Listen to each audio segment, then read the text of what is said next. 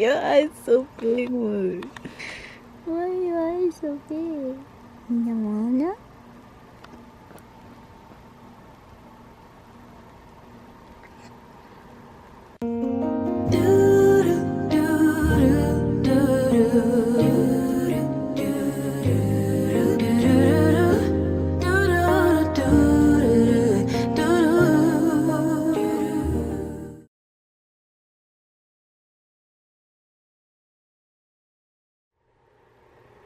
Hey y'all, so I just wanted to insert this just because I feel like talking. So I'm going to talk about like spiritual stuff and just lessons that I'm continuing to learn. So I had filmed videos like pack with me videos, my outfit videos, because I feel like I'm gonna cry, because I went back to my apartment, and that whole trip just turned into something it didn't need to be.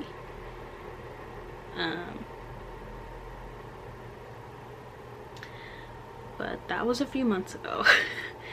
And what I've kind of learned is that I kind of already knew everything happens for a reason, right? But like it just kind of drives it home, I guess, with the lessons I've learned. I've learned to connect more with like my spirit team. I've learned to connect more with myself, with God and the universe. I've learned to listen to myself more, my intuition, because I don't think my intuition has like ever been wrong. I used to ignore it a lot, and I used to allow things that I never should have allowed. I used to take on the weight for everybody around me and not protect myself.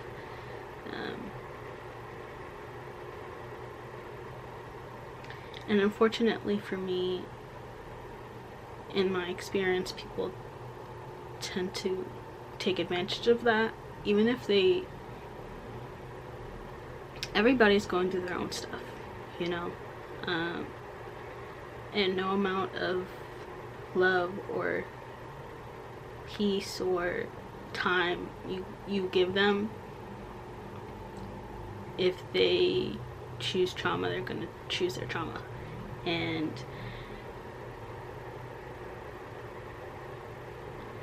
for a lot of people, I've said this in a TikTok video. I'm more active on TikTok, but for a lot of people, it's easier to hurt you, and it's easier to hurt themselves than it is to face themselves. And it's easier to blame you. It's easier to project onto you. And what I've had to learn is, for me, a lot of the time, for a long time, anger was something I was fearful of, because in all of these situations, people would be angry at me. They would project at me. They would insult me. They would hurt me. And they would act like I was the source of their frustration. I was the source of their pain, when I wasn't. But to me, I allowed that blame to fall to me. And I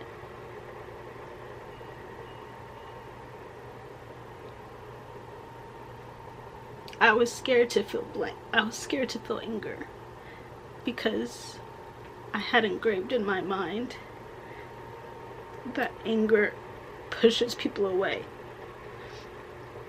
when in reality that was never anger that I was experiencing from them. That was their own guilt.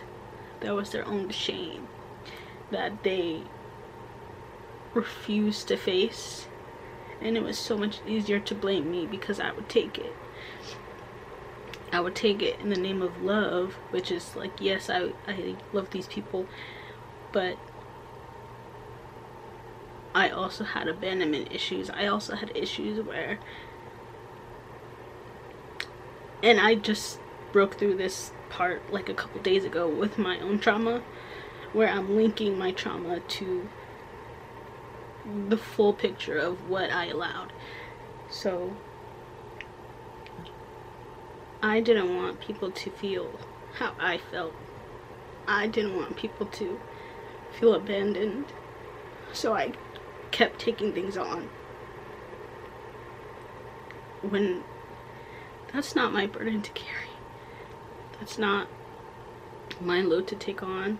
It's one thing if you're fighting for yourself and fighting for growth, and you need me to hold your hand while you do so, 100%, but I can't do it all for you, and that's something that I've had to accept.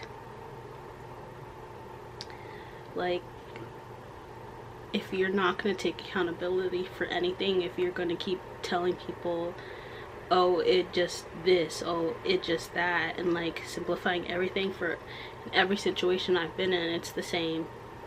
The cycle repeats, and I was like, why does this keep repeating? And at the end of the day, it's because I allowed it to keep repeating. I needed to break a cycle, and I needed something to slap me across the freaking face and be like, hey, like, you are allowing this. And that doesn't say I'm responsible for other people's actions. It means that I am responsible for what I allow. So it's just been a long journey, a lot of stuff going on, and I've gotten to a place where I'm reprogramming my brain to come out of that trauma loop, to come out of that what if this bad thing happens loop, to come out of the anxiety, to come out of the overthinking, to come out of that space of lack and move into a place of positive abundance, where I know things are going to work out, where I know what I need to be doing, where I know when like, so many times I've felt good. I've just felt like I can breathe. I feel like I can relax. You know how many times I've cried just because I feel relief that I have not felt in a very long time. And that's because I found myself. I dug myself out of that pit, and I stand eye with myself now, instead of pushing myself away to carry everybody else's trauma.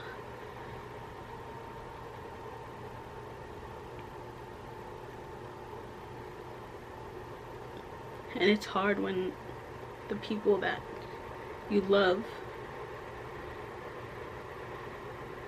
like when you can see the people that you love choosing that trauma over themselves, and then the people around them egging that on, because you know that not only are they choosing that trauma over themselves, they're not helping themselves, they're leaving their inner children to cry, but the people around them are encouraging that. The people around them don't see that, when it's so obvious. Like, growing up, like, I looked at people and I'm like, why don't people see what I'm seeing? Why can't you see this person is like not a good person? Why can't you see, like, I can see that you're hurting. Why are you continuing to do that? Like, even I have my own lessons to learn, yes, but I could see it on other people so clearly. And I'm just like, why? So it hurts me even more when it's like you're surrounding yourself with people who choose not to see that, who cannot see that you're screaming. But again, I can't save everybody from that. And so that's also something I've been dealing with like hurting from that. Because it's one, like, yes, I hurt for myself for the things I've been put through by these people, but I also hurt for them because they don't have people that see them, and they're rejecting the ones that do. So I am crying for their pain and crying for mine, which is like, I'm kind of still taking on some of that, but I feel like it's different to like feel for somebody than to take on their stuff. So that's what's going on. the moral of all of this is that I'm in a much more positive mindset. I'm headed to positive things, positive goals, and I found myself. I do affirmations every morning, and it's just the amount of like energy I feel all the time. Now I can kind of know if like something is bad for me, good for me, like I can feel it. And I don't know, I'm excited for the future. And I'm excited for what my newly found connections within myself bring. I'm just excited to see the universe in a bigger picture now, instead of like the darkness I was in before. So yeah, that ease, I just wanted to touch on this. And I know it doesn't seem like it's a positive message, but it is. It's just like you have to do that self-reflection. You have to do that self-reflection. You have to release. You cannot store that trauma. You cannot store those emotions. Like when I'm angry, I'm like, yes, I'm angry. I have every right to be angry. I have every right to feel angry, but I will not stew in that anger. And these trauma nightmares I've been having for like a year and a half, like I finally made that connection of the type of trauma nightmares I was having and how that translated into like what I do in romantic relationships, so that I chase and I try to bury people with love so they don't feel like I did, but all that does is make them run more. It was like a form of protection, but I was just, yes, I was trying to protect them, but also it was like feeling like I needed to prove that they're loved. I needed to prove that I was okay to love. I needed to prove that I wasn't broken.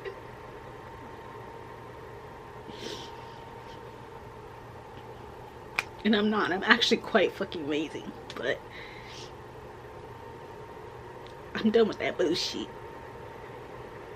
And I'm happy about that. So, back to the video. I don't know what the hell else is in this video.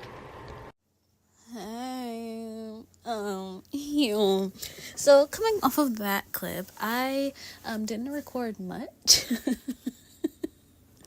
So this is going to be 2 clips of, well, I'm cleaning a pan because I got a lot of copper pans. If you guys follow me on TikToks, you've seen all of the copper pans I've been finding. So I've been trying to clean some of them because some of them is janked up coming off of just from people's houses, I guess. So I've been trying to use I think it's Barkeeper's Friend or something like that, and it is working, but real slow. So the pan that you see me cleaning is still, is still yeah. But yeah, I did like 2 or 3 rounds of the Barkeeper's Friend because it said to do it only for like a minute at a time. What the hell I got in there? But anyways, yeah, it's looking better, but it's still, yeah. So I got a lot of stuff to do with those pans. The next clips are gonna be me just showing the canned stuff that we have. And I'm gonna start doing those more. I actually just got my own canning pot from an estate sale. But we just have jams, we have tomato sauces, tomato paste, we have sun-dried tomatoes, we have like soups, we have chicken chicken stocks and things like that. Just a whole bunch of different things you can see. And then we also have vegetables and stuff frozen in the freezers, partially from the garden, partially store-bought. But I plan to get a bigger garden as well, so I can stock up on more and get my own standing freezer once I move. So I'm excited. I'm gonna probably include some of that content on my channel. Well, I am going to. I just can't say exactly when because I have to have the room for it. And then gardening stuff, ore.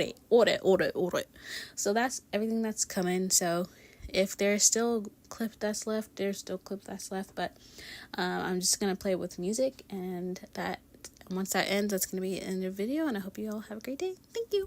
Bye. Okay, so here is, can I zoom out? Let's zoom in. Okay, well, here is not all of it, but a lot of it. So we have things like, obviously we didn't do that one, but we have different jams, all different jams.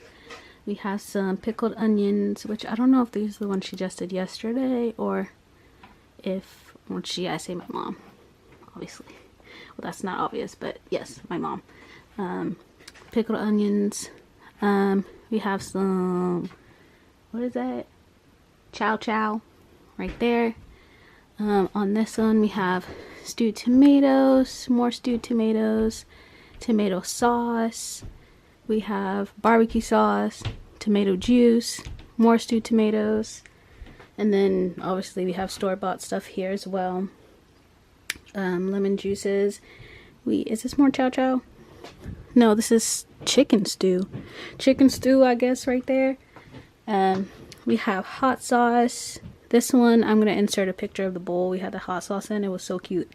Well, not the hot sauce, but the hot sauce ingredients. So those are all hot sauces. These are the sweet ones. That's why it has S on the top. We also have a row that is not sweet. Pepper paste from the hot sauce residue. We've got tomato relish. We got a lot of stuff. These are tomato pastes. And then sun-dried tomatoes are all in those. These are so great. So good. And then we just have some extra supplies down there. We also have, let me see if I can find the other ones. I know we have more somewhere. It might be at another location. 1 second.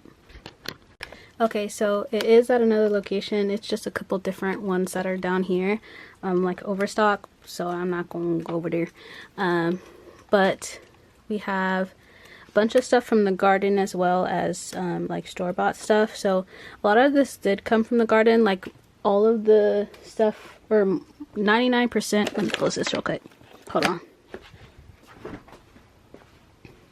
99% of like the tomatoes came from the garden. And some of the stuff for the hot sauce came from the garden. And then we also have like dried cilantro, we have dried basil, we have dried rosemary. That she also, I believe we have some powders and just their dried form. Those are upstairs, but those are all from the garden. And then we have this freezer that, like I said, has stuff from the garden as well as just frozen stuff. So we have like peppers, bags of peppers. We have bags of, I don't know what that is, child, but it's something. We have green beans. I think these are from the garden. We have, I think these are chives or some kind of onion. I don't know what that is either. We have onion back here. We have more red onion, corn, more peppers, so on and so forth. There's like stuff all in here. Corn on the cobs, this whatever that is. So yeah, just a mix of stuff from that we grew or my mom grew, and stuff that she bought, her and my dad bought and froze. Up here is some bread and stuff. So yeah, basically we have a bunch of cheeses here. So this is what I'm going to do when I move as well. I'm going to have like stuff like this, continue the canning and things, because I enjoy that and I like having that stock, and I like having stuff that, you know, you grew yourself and canned yourself, and just having the supply. And then you can just go and grab it. So I just wanted to go over that and like kind of show you. I don't know if the channel is going to go so much into like gardening and canning right away. It's probably going to do that more so when I do end up moving. But I will have some peeks here and there of just stuff. Like this is, yeah. Oh, you know what? I'm going to try canning some caramel sauce. Or like making and canning caramel. We'll see if I do that. But yeah, there's that. Yeah, and you are the time of my life. Amaru, yeah.